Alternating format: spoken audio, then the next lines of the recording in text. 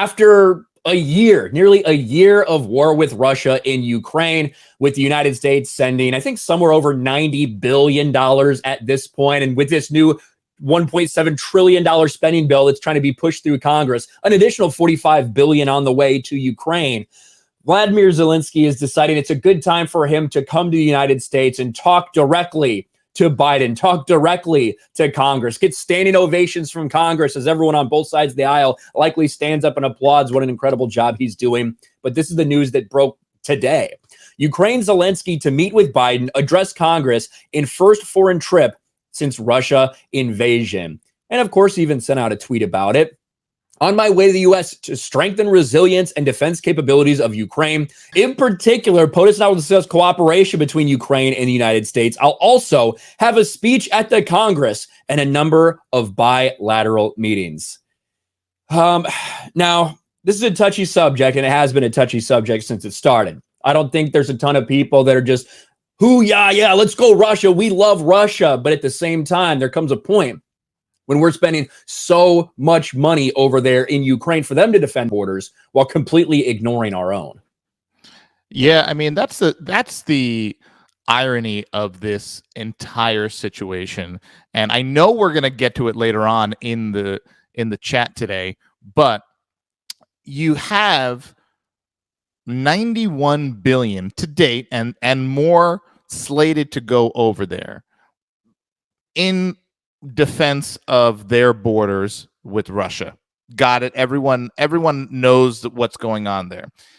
Very few people are talking about how prior to all this happening, how Ukraine was regarded was one of the most corrupt countries in the world.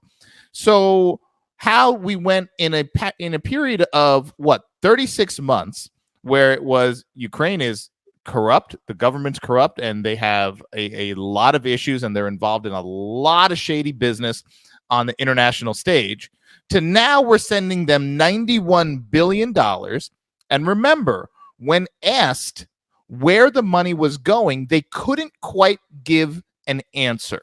They weren't quite sure where those dollars were going that were being sent to Ukraine. So that was a little bit of a red flag early on. Now he's coming here for what?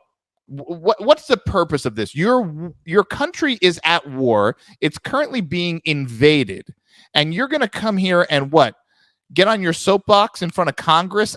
What are you going to say? What's to me, I would like to know, what is the purpose of this? What is the real purpose of coming here to sit here in front of our elected officials that have already given you 91 billion? People are saying he's probably going to come and ask for more money. He's going to get more money. But I don't quite understand the purpose of it. At the same time, we've now, I believe we have Greg Abbott, we have the mayor of El Paso, and we have, I believe now, the mayor of Denver, all declaring states of emergency because of the migrant crisis. So what's happening with our own border? I mean, I don't even know if, forget about 91 billion. I don't know if 91 million has been sent to our border towns to help with this crisis. So it's a little bit of slap in the face to every American right now to have this guy come over here and grandstand and do what we're not sure. I personally, I don't know how I feel about that, because as an American, which dare I say that, we'll get into that in a minute. But as an American, I know Stanford doesn't agree, but I'm looking at what about our country? What's going on with our country? I understand our role in taking care of other nations and other nation states on that world stage. I get it, and I know there's a value there, but you can't kind of let your home fall apart, right? Like you would never when you bring it down, if your roof was leaking, your windows were broken, and your doors on your home, all the locks were broken, it wouldn't make sense for you to grab your toolbox and, grab your truck full of parts and tools and go to your neighbor's house and help fix their house when your house is falling apart from the inside. So you wouldn't even remotely do that in your own home or your own apartment. We're doing it as a nation. Makes no sense. Yeah, and it's so ironic that, a month and a half after the midterms, all of a sudden now, according to CNN and according to Democratic lawmakers throughout the United States and different, in different states and everything like that, they're saying everyone can now agree we have a border crisis. Isn't that convenient that you're admitting that now, after the midterms, after you tried to pretend everything was okay, when in reality, these couple of years of Joe Biden have been the worst we've ever seen at the border in terms of people coming across. And with a regulation that was put in place during COVID that, Trump and others were able to kind of utilize to their advantage to reject people away, except for like asylum seekers, that's about to expire, and it's just going to get even worse. We're talking like 5 times worse at the border because people know this country is just open for business. And it's laughable at this point. And this is not just when it comes to Ukraine, when it comes to the Ukraine situation, it's not just, say, Democrats, it's everybody. I mean, Drew Hernandez tweeted this out earlier. Mitch McConnell's just sitting there, on the floor of the Senate, saying, hey, we need to hurry this stuff up. We need to hurry up and give all this money to Ukraine. You brought the number up, Suresh. U.S. spending to counter the Russian war effort exceeds the first 5 years of war costs in Afghanistan, where we were actually there.